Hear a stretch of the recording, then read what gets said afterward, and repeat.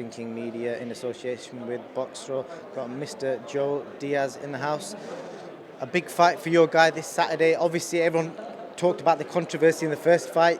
You're here to set the record straight.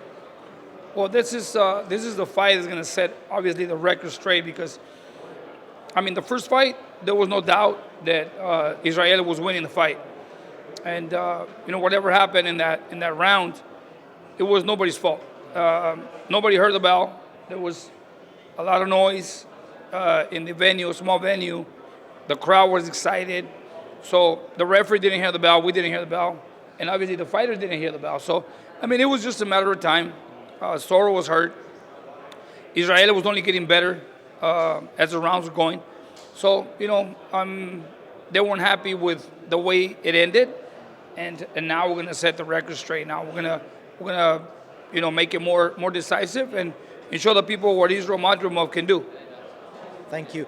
I don't want to talk too much about the fight because I know you spoke about it a lot to a lot of the other outlets yesterday. So I just want to speak to you about something different. Obviously, training a guy from Uzbekistan. I know you've worked with fighters from all over the world, and these guys from Uzbek carry a big crowd. Are you finding that experience of the culture and the way they are? I'm Mexican, and talking to these Uzbekistan fighters, we have similar tradition. These guys are hard workers. They're very loyal. They're very polite, respectful, and the only thing in their mind is they want to be world champions. When they come to me, they come with a goal in mind, and that goal is to better themselves, to become world champions.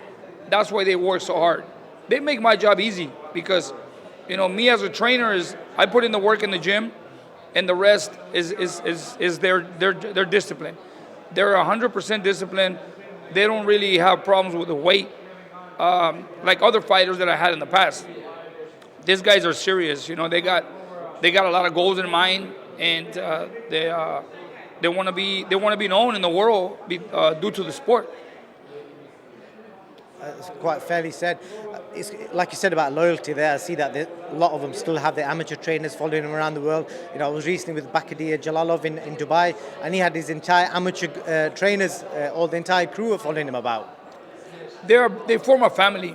These Uzbekistan fighters, they're a big family, and they bring their amateur trainers because they've been together since they were little. So to us, we don't mind. It just makes it a stronger team. They don't interfere with my work, and I don't interfere with theirs. When they come to the gym, they come to train, and they do their job, and they prepare themselves really, really well. They have a big amateur pedigree, so they know. They've been all over the world. They competed in the highest level of boxing. So for me, just bringing them into the professional business, it's a lot easier because they already know what to do. I'm just fixing a couple of little things, the transition from amateur to pro, and I'm just through my experience, I'm just trying to make them better. Yeah, I've shared an experience with you. I think I was with Jalalov in the canteen, and the old trainer came, and everybody stood up around the table, let him sit down, and then they all sat down. So that kind of marks the respect that these guys show to the trainers and elders. Yeah, one of the most important things is respect. Respect and believing in each other and trust each other. Because this is the way it goes in the sport of boxing.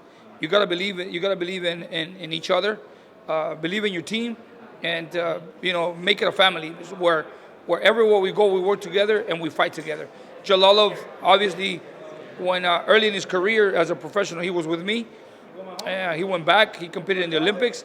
He's doing really, really well, but I still consider him part of my team because it's in the same circle as the Uzbek fighters that I train. Definitely. And a quick word on Dimitry BIVOL. Obviously, there's talks that an offer's been made to Joshua BUATSI to fight Dimitry. Obviously, Dimitry felt like he wasn't maybe given the same favoritism from MATCHROOM and Eddie last time. Do you think it might be the similar sort of situation, seeing as Eddie's been with BUATSI from day one? No, I don't know. I think every fighter builds their own reputation, and it's just a matter of time. Dimitry BIVOL eventually, he's a great fighter. He proved himself against Canelo Alvarez, coming out with a victory. And right now, it's just a matter of time. But he's gonna be up there. He's gonna be among the best fighters in the world, and it's just a matter of time. Joel, thank you so much for your time. I think you've got to go. Appreciate your time. Thank you, sir. Appreciate it.